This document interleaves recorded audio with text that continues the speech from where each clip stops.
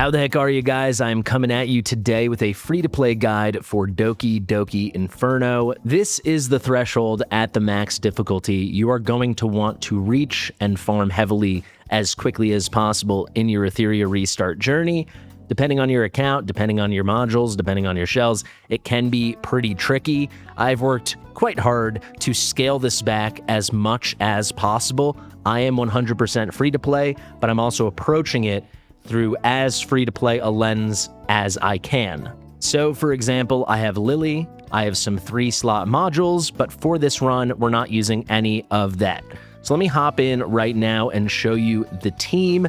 This is also especially relevant at the time I'm filming it because tomorrow we're getting the best ever Blessings Galore event. This one's particularly spicy. You can opt in to consuming double stamina, so one run counts as 2. And on top of that, just like any Blessings Galore, your drops will be doubled. So, inherently double rewards, and then in the amount of time it takes you to run one threshold, for example, you will get quadruple drops. You're only getting 2x rewards because you're also consuming double stamina, but the efficiency with the double drops is truly remarkable. So I have had this team set up and this run polished for a guide for a minute now, but I wanted to make sure to get it out before this weekend at least, so you guys can maybe refine your DokiDoki Inferno run or maybe make your first push towards it so you can take full advantage of the crazy double stamina, double stability, consumption, blessings galore we're getting this weekend. So this is going to be the comp. The one absolutely key animus in this comp will be Rilmocha. It's kind of all built around here.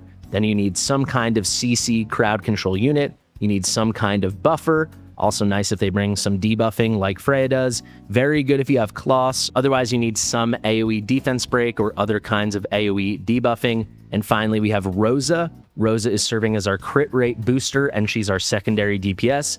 Absolutely, you can do this run without Rosa. I have done this run without Rosa. It just requires a much more powerful build on your Rilmocha. Once you get your Rilmocha build truly dialed in, you've got a good 3-slot shell, you've got great modules, she can absolutely solo DPS this, and I actually do suggest that. As it stands now, this run is extremely free-to-play friendly and usable with a clearance rate of 75%. So when I do my 8 auto battles, typically 6 of them are successes. Occasionally it's 5, occasionally it's 7. I've done a lot now. This is a 75% successful comp. It really isn't that much worse than 100%. I mean, do the math. You are consuming 62 stability for 6 runs, as opposed to 60 stability for 6 runs. So it's like 6 minutes worth of stability you're wasting every time you do your 8 autos. And occasionally it goes well. Occasionally it goes a little worse. But there you have it. So this is going to be the comp. But once you get that better Rilmocha build locked in, you can take out Rosa and put in someone like Nell or certainly Lily if you have her. Also, guys, if you do not have Rosa and you need a substitute, you can absolutely use Gray. He's 100% free to play. We get him within our first couple minutes of playing the game. He has AoE decreased defense, deals a little bit of damage, but most importantly, maintains very good uptime on an AoE increased crit rate buff. And then you'll be silky smooth. You should be at 100% or very close to it. So let me show you the run right now. Hopefully this will be one of our 3 and 4 successful runs. So let me load in the preset now. This is the comp. I love these auto loadouts once you set them up and save them.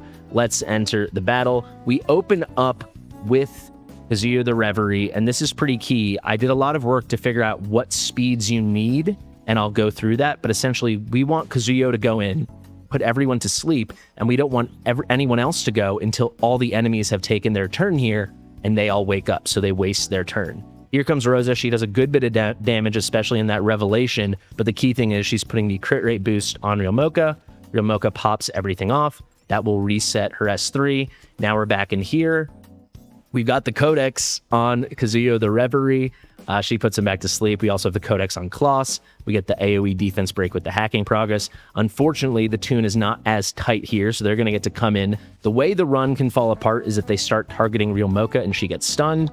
They targeted Kazuyo there, so we're fine. We target the middle guy, just missing enough damage to take him out with the initial damage, not the splash damage. So unfortunately, we don't get the big splash on everyone else. But it's good enough that he's dead and we're cruising. There's no way this run is going to fail.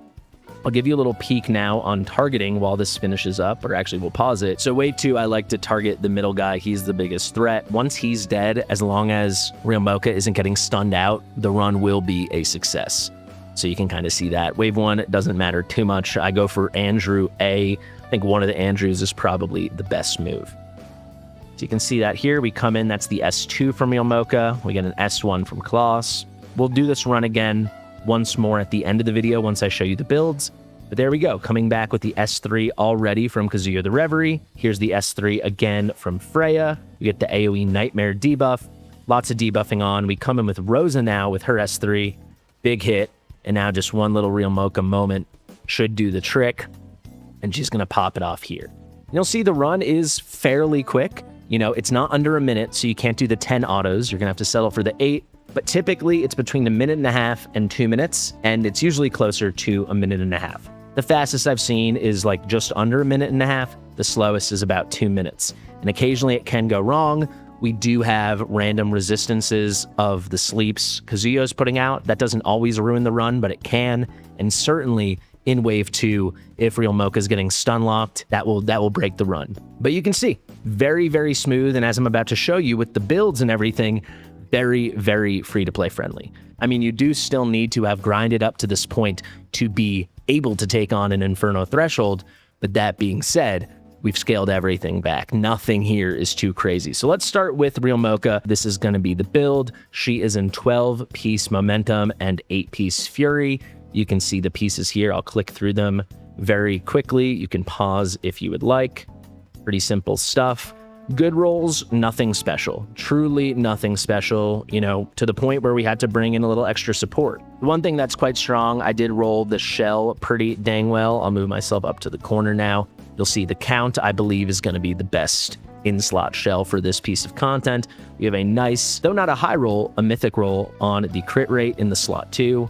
For the slot 3, we've got the Blade of Hollow, 8% extra damage for hollow units. She's obviously a green unit. She is hollow. And then finally, we've got a decent overclocking here at 20%. These passive effects are slightly overkill. I have them this high for when I was trying to do solo DPS runs before I went to a different build for my main runs with a 3-slot shell, though this is going to be a beautiful thing to imprint upon a 3-slot count once I have a good one to do that with. You can see build pretty good. The key thing I want to point out, she needs to be the slowest in the comp. She's coming in at 198. You could get away with her being like 170 for all I care. She just needs to be the slowest of your 5 allies. And then for the crit rate, remember, she is hollow and all the enemies in Doki Doki are odd. They are blue, she is green. She has the affinity advantage. When you have affinity advantage and you are dealing damage in this game, you get 15% additional crit rate. So even though this says 57%, 10 plus 47, it's actually 72%. So when we get the 30% increased crit rate from Rosa, she's over 100%. So she actually is crit capped as long as Rosa has the buff on her. So speaking of Rosa, let's quickly get into her build now. Let's pop it open. She does have her S3 maxed out and her S2 maxed out. The S2 you for sure need for consistency in other content. For here, actually, it doesn't matter too much since we're not needing her follow-up attacks so much. You know, she's really here just to get that S3 out. And actually, just because we need the initial cast of it, you don't even need this skilled up. So you could get away without any additional skills on her. I will say I'm running her in a Revelation. That's for damage, but you don't need the damage. This is just the typical shell I run on Rosa. But if you had a good Codex of Magic and she could double cast that S3, get some damage out on wave 2, and replace the 2-turn crit rate increase buff. So it's not just the 1 turn remaining on Rilmocha, you get the 2 turns. That'd be pretty good. All that matters here is that she's faster than Rilmocha and she has any semblance of damage. So I'll click through super fast. It really doesn't matter her build here. She just needs to, like I said, lead before Rilmocha. And ideally, she's going to be the 4th fastest, so the 2nd slowest in your comp. So she's coming in here with a speed of 205. That works perfectly. Let's go to our fastest speed now. I said I did a lot of research and testing to see what was the best speed for a good tune on this content. If you're kind of stripping it down like I've done for you guys here, and I've found, and we're going to lead with Kazuyo the Reverie here, our fastest, you need your fastest unit to have at least 286 speed if you want them to go before all the enemies in wave 1. Those guys have 285 speed. So you can see I've put my Kazuyo the Reverie up to 288 speed. This is pretty key because I want to lock them out with the AoE sleep as quickly as possible. And additionally, when you put on a CC effect, you take off the shell effect that is featured on the enemies in Doki Doki. So this shell effect reduces their incoming damage. The only way to strip it off is with a CC effect. So whether you bring Kazuyo the Reverie or not, you need to bring some CC unit. We're getting great use in two ways here. With the S3, with the AoE Slumber, we're getting two great uses out of Kazuyo the Reverie. First off, we strip off AoE those shells, so these guys are going to take more damage, and also we lock them out. She is going to be faster than them because she's 286 or higher on her speed. She puts them all to sleep. They all get the slumber crowd control effect. And then what I've done is I slowed down the rest of my team so no one else goes before all the enemies take a turn. But remember, they are sleeping, so all they can do during their turn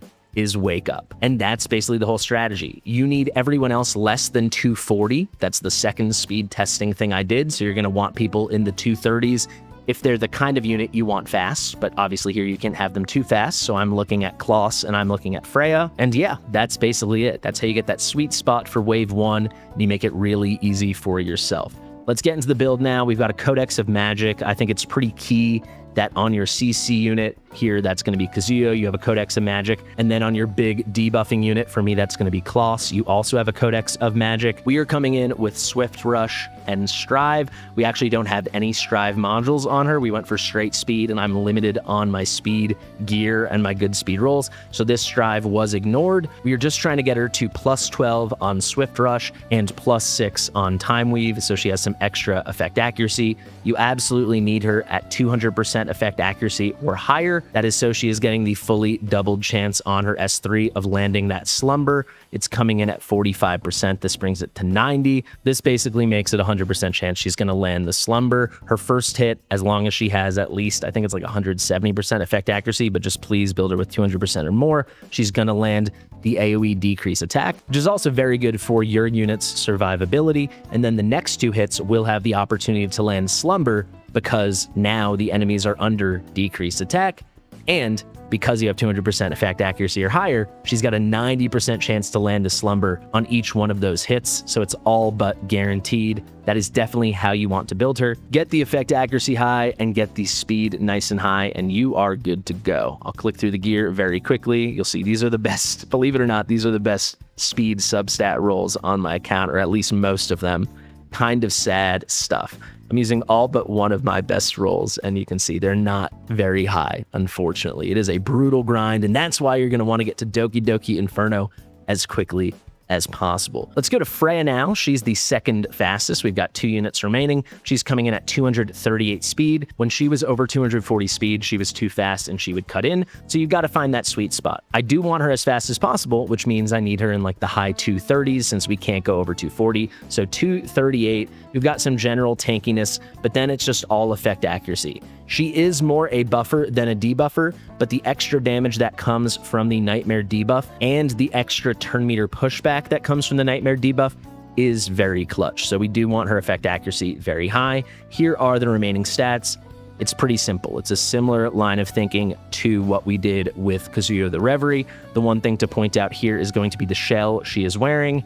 And with this shell, we have a very good Shadow Dash passive, but as you can see, since we actually had to bring down her speed, that's not needed. We did get some extra effect accuracy, which is pretty cool, and we did get some extra tankiness. This is a pretty good artisan we've got. I like just having someone bringing the shield to keep the run alive if things go awry in some way. But you'll see absolutely no skill ups on any of her skills, so pretty dang sweet. Finally, we have Klaus. She is going third in the lineup, so she's between Freya and Rosa.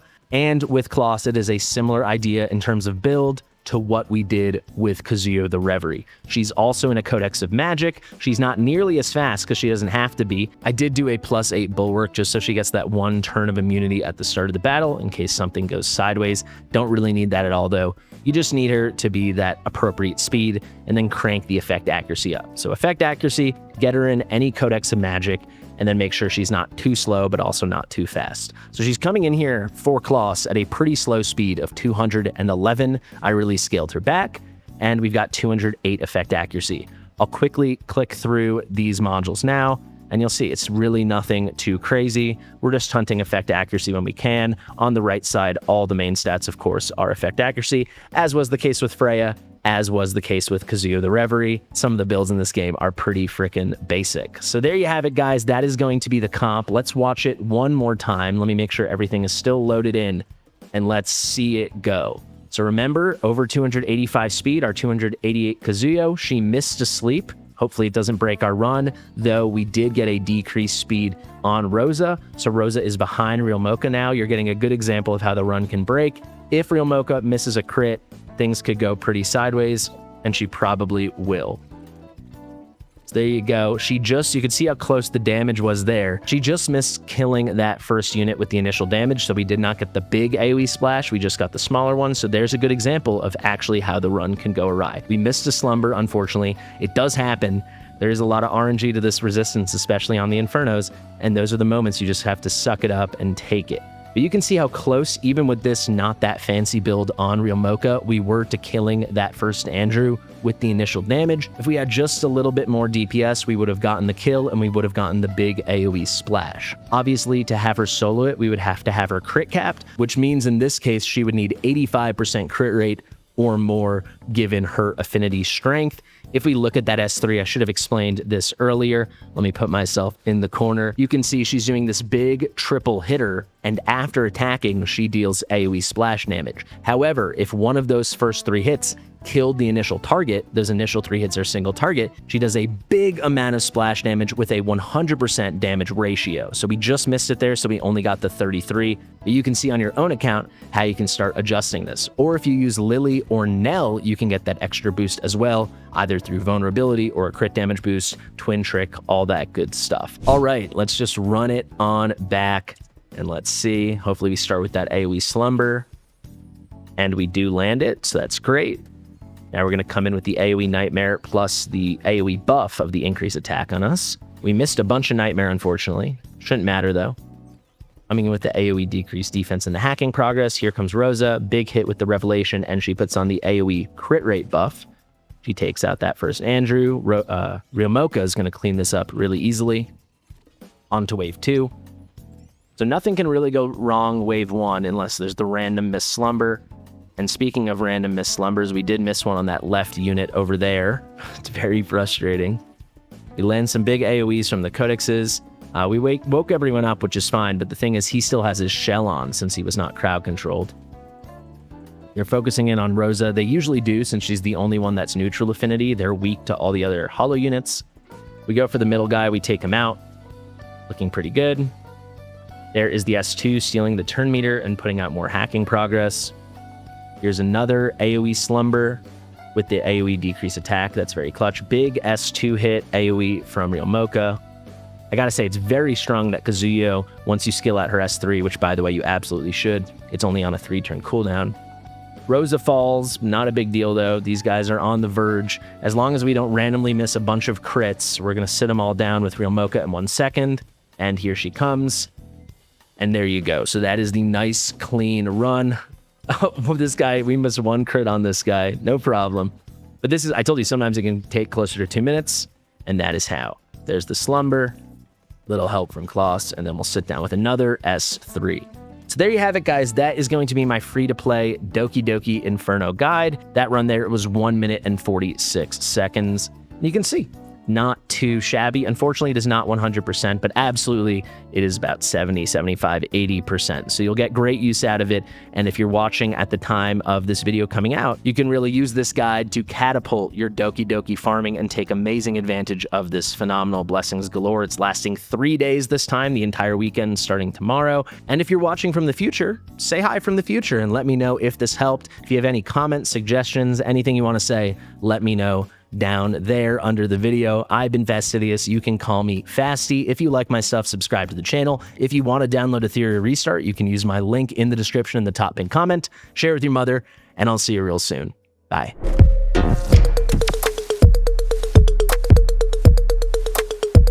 Fastidious.